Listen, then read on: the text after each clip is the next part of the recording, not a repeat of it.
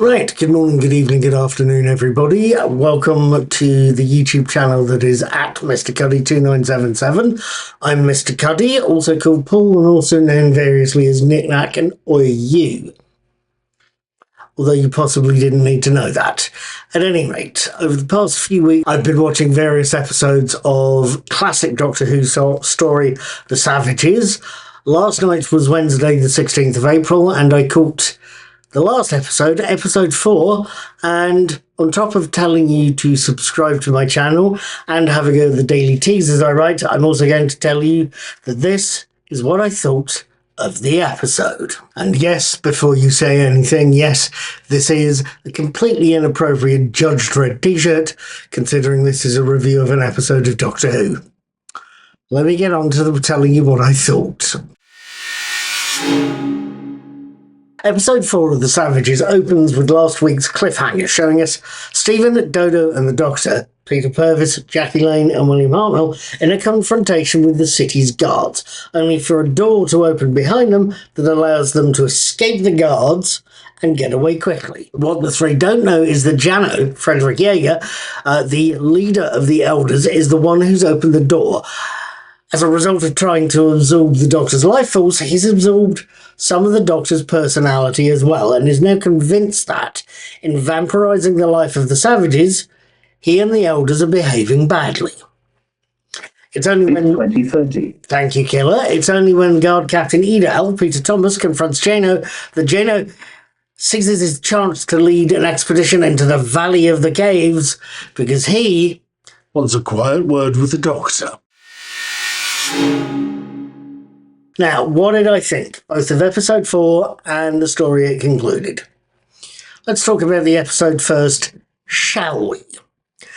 Episode 4 concludes our story quite neatly, I think, and fairly conventionally for this sort of story. Episode 3 showed us that Jano has absorbed some of the Doctor's life force and, as a result, some of the Doctor's morals and personality and gestures as well.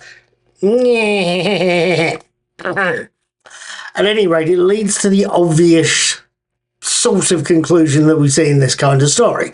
A conclusion that sees Jano leading the revolt against his own regime and leading the destruction of the lab where the transferences are done. It's an obvious conclusion, but it's a nicely done one, I felt. There was something else as well. The departure of Stephen, the Peter Purves character, off to Blue Peter and Dance commentary, wouldn't you know it? At any rate, by this stage of the classic series, we've seen Ian and Barbara leave, we've seen Vicky leave, and we've seen Susan, the Doctor's own granddaughter, all leave. But I don't think I've seen one of the other companions, Jackie Lane's Dodo in this case, get quite as emotional about a departure.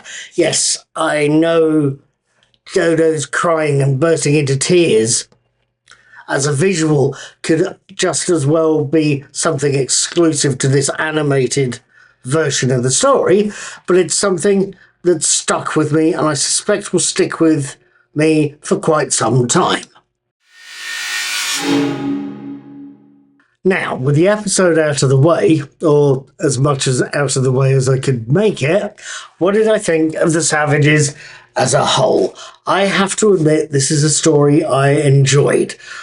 I grant you the basic idea. One group vampirizing another by sucking the life force out of them was one I found familiar. It's an old idea that's been used a few times. And it's possibly one that can be seen as a metaphor for one group's treatment by another, or one group's treatment of another. It's something some of the Blu-ray extras tell us that the writer Ian Stewart Black had in mind when first writing what he then called, or originally called, the White Savages. Make of that what you will. Something else that was highlighted for me. Richard Hurndall played the first Doctor in The Five Doctors, the classic show's 20th anniversary story back in 1983. And in the wake of An Adventure in Time of Space, the docudrama that covered the show's early years, David Bradley played William Hartnell in that, and the role of the first Doctor in 3 episodes of the new series. Peter Capaldi ones, off the top of my head. Both of them are fantastic. Absolutely fantastic. Beautifully well played. But neither of them puts the sheer fury into the part of the First Doctor that Hartnell does. I know he found the job stressful. We all do. I know he wasn't a well man. We all know that too.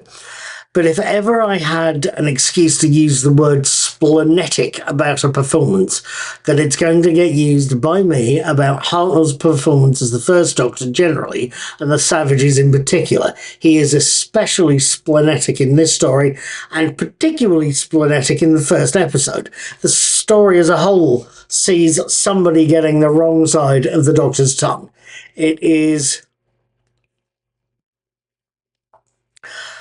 Others have played the part very well, either as the First Doctor or as later versions of the characters, but no one has matched the character's fury in such a way as William Hartnell does as the First Doctor. Watch The Savages, later eras, later Doctor Who stories, later actors do not quite show you as angry a version of the Doctor as William Hartnell does. Right, that is where I think I am going to leave things, apart from a few minor points. For a start, yes, this is a completely inappropriate Judge Dredd t-shirt that I'm wearing, and it's completely inappropriate because, of course, I'm wearing it in a Doctor Who review. But it's a reminder of earlier times when a copy of 2000 AD would only cost 28p. I think it's several times dearer these days. So that's that said.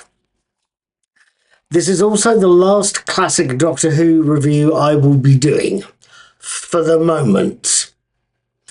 I will do another one when the next Lost series gets released or found or shown up or what have you. Whatever it is, that will be my next classic review. The next Lost one that gets released either as an animation or as an entirely found series. Until then, you will have to make do with my current reviews of the 2025 series with Ncuti Gatwa as the 15th Doctor. And it's got to be said, A, my most recent review was last Saturday. Look it up on YouTube, or I'll try and put it in the corner there. And B, Ncuti Gatwa does like to cry quite a lot. He doesn't do angry as well as William Hartnell. He does do emotional as well as Sonequa Martin Green. Long story, but Captain Burnham cried a lot too. At any rate, I will see you for my next review once I've watched Lux on Saturday the 19th of April, and hopefully my review will be up by Sunday the 20th. I will see you then. Thank you for reading the written version over on Knickknacks Old Peculiar. Thank you in advance to subscribing both to my blog and to my YouTube channel, Mr. Cuddy2977. Thank you for being wonderful. Thank you for bearing with me while I waffle on for hours, and thank you for being wonderful. Be good, be pure, be vigilant, behave, have a nice day, and above all else... It's 21:30. Thank you, Killer. Be seeing you.